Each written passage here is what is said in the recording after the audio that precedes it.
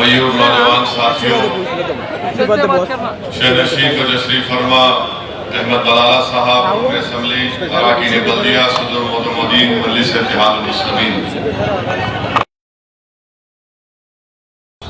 के किसी एक अहम काम की वजह से मोहतरम जनाब अकबरुद्दीन ओवैसी साहब आज के इस जलसे में शिरकत नहीं कर सके, तो इंशाअल्लाह मुझे यकीन है कि इंतखाबी मुहिम के अख्ताम से पहले इंशाअल्लाह वो दोबारा एक जलसा यहाँ पर करने की हम कोशिश करेंगे, क्योंकि वक्त बहुत कम है। बैठ जाओ ताहिर भाई, 6 मिनट बाकी हैं। मैं सिर्फ मुख्तसर से अल्फाज में आपसे कुछ बातें रख कर रुखसत हो जाऊँगा।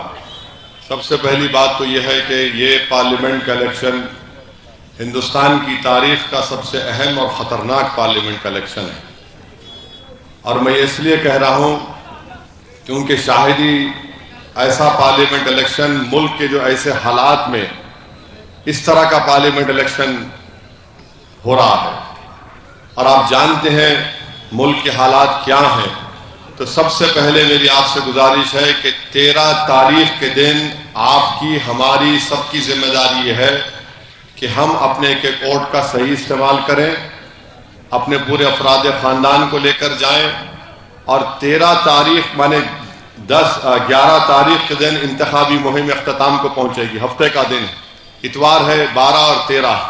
तो बहुत से लोग ये प्लान बना चुके हैं कि हम लोग 3 दिन की छुट्टी मनाएंगे। मेरे भाई जो इस तरह का प्रोग्राम बना रहे हैं कि ऐसा ना हो कि हमेशा के लिए आपकी हमारी छुट्टी ना हो जाए, तो इसलिए आपको अपने वोट का इस्तेमाल करना है, और वोट का इस्तेमाल इसलिए आपको करना है क्योंकि बीजेपी भारत की कॉन्स्टिट्यूशन को, संविधान को, आइन को या तो मुकम्मल बर्खास्त कर देगी या ऐसे तरमीमात लेकर आएगी कि इस मुल्क से बेसिक स्ट्रक्चर नाम की कोई चीज नहीं रहेगी। बेसिक स्ट्रक्चर चला जाएगा तो इक्वालिटी चला जाएगा, सबसे बड़ा नुकसान। दफा 29 और 30 के तहत अक़लियतों को अपनी तहजीब की हिफाजत का मौका मिलता है, और फिर दफा 30 के तहत हम अपने पसंद के तालीमी इदारे खोल सकते, चाहे मदरसे हो, मेडिकल, इंजीनियरिंग कॉलेज, स्कूल हो। बीजेपी उसको खत्म करने की कोशिश करेगी। हमारे दलित भाइयों का, ओबीसी भाइयों का, मुस्लिम अक़लियत का रिजर्वेशन खत्म कर देगी बीजेपी।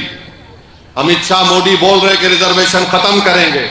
रिजर्वेशन खत्म होगा तो गरीबों के बच्चे जो आज तेलंगाना में, आंध्रा में मेडिसिन, इंजीनियरिंग, MBA, MCA की डिग्री हासिल कर रहे, पुलिस कांस्टेबल में, SI में रिक्रूटमेंट हो रहा, टीचर्स में हो रहा, सब खत्म हो जाएगा। CAA का कानून अगर NPR NRC से जोड़कर पेश किया जाएगा तो किसी के भी नाम पर ऑब्जेक्शन होगा और आपके ऊपर प्रूफ होगा कि आप अपनी शरीयत साबित करें। ये आसाम में हो चुका है, और फिर आप जानते हैं कि आज हमारे मुल्क में शिराकतदारी की जमहूरियत है, मगर नाम की शिराकतदारी की जमहूरियत है। हमारे बुजुर्गों ने सोचा कि जमहूरियत को अपनाएंगे, पार्लियामेंट्री फॉर्म ऑफ डेमोक्रेसी, तो हर मजहब का, हर जात का, हर इंसान जीत कर आएगा। मगर आज भारत की लोकसभा में 17 करोड़ की आबादी मुस्लिम अक़लियत की है, और सिर्फ 4 या 4.5% मुस्लिम MP जीत कर आते हैं। आप अंदाजा भी नहीं कर सकते कि लोग मुल्क के कोने कोने से मुझे पैगाम भिजाते हैं कि असद साहब, कोई जीते ना जीते आप तो जीत कर जाना चाहिए मेरे भाई। कोई तो हमारे आंसुओं को बयान करेगा, कोई तो लड़ने वाला होगा। और आपको जानकर हैरत होगी कि महाराष्ट्र में 48 लोकसभा की सीटें हैं, ना राष्ट्रवादी कांग्रेस शरद पवार की, ना उद्धव ठाकरे जो अपने आप को सेकुलर बोलते, और कांग्रेस, इन तीनों पार्टीज ने एक भी मुसलमान को टिकट नहीं दिया। और इम्तियाज जलील सिर्फ एक है जो लड़ रहा है इलेक्शन, जो मौजूदा रुकने पार्लिमान है औरंगाबाद का। और सुनिए, इन पार्टीज ने छत्तीसगढ़, मेघालय, नागालैंड, सिक्किम, त्रिपुरा, गुजरात, मध्य प्रदेश, राजस्थान, अरुणाचल, गोवा, हिमाचल, झारखंड, महाराष्ट्र, मणिपुर, मिजोरम, पंजाब, तमिलनाडु और उत्तराखंड में टिकट ही नहीं दिया। तमिलनाडु में एक मुस्लिम लीग को अलायंस से मिला। बताओ फिर आपकी नुमाइंदगी कहां पर रहेगी? इसीलिए अपने वोट का इस्तेमाल करो आप। और आखिरी 2-3 बातें हैं, तो 2 मिनट बाकी हैं। मैं एक बीफ शॉप पे गया था, रेहान बीफ शॉप पे।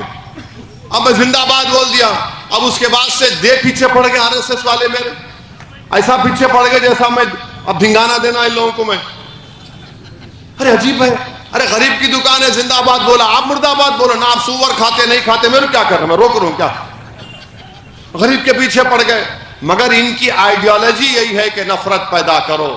اب پھر مودی نے کہہ دیا کہ گھسپیٹی ہے مسلمان، 17 کروڑ مسلمان گھسپیٹی ہیں. مودی نے کہہ دیا کہ ہمارے ہندو بہنوں کے گلوں سے منگل سوتر نکال کر دیا جائے گا. تو میرے عزیز دوستوں اور بزرگوں، یہ حالات ملک کے ہیں.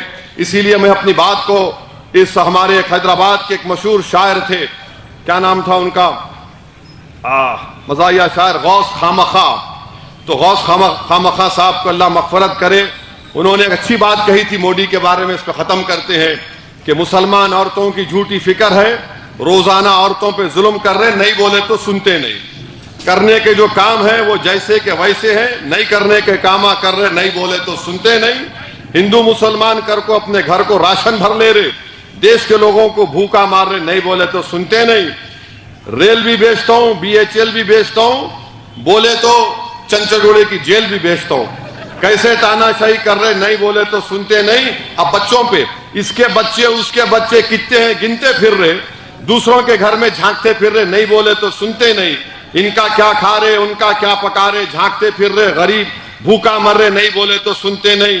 حیدرآباد کا نام بدل کے بھاگے نگر رکھتے کہتے، باپ کی جاگیر کہیں کو سمجھ رہے، نہیں بولے تو سنتے نہیں. پاکستان کو ایسا کرتو ویسا کرتو بول رہے تھے، اور چائنا سے ڈر کو بیٹھے، نہیں بولے تو سنتے نہیں. اب 13 تاریخ کو اپنی بیگم کو اماں کو ساتھ لے کے جائیں گے، نہیں جائیں گے؟ پولنگ بوتھ کو لے کے جائیں گے؟ ہاتھ اٹھاؤ. اگر ایسا نہ ہو میرے کو بولنا پڑا نہیں بولے تو سنتے نہیں بول کے. تو السلام علیکم.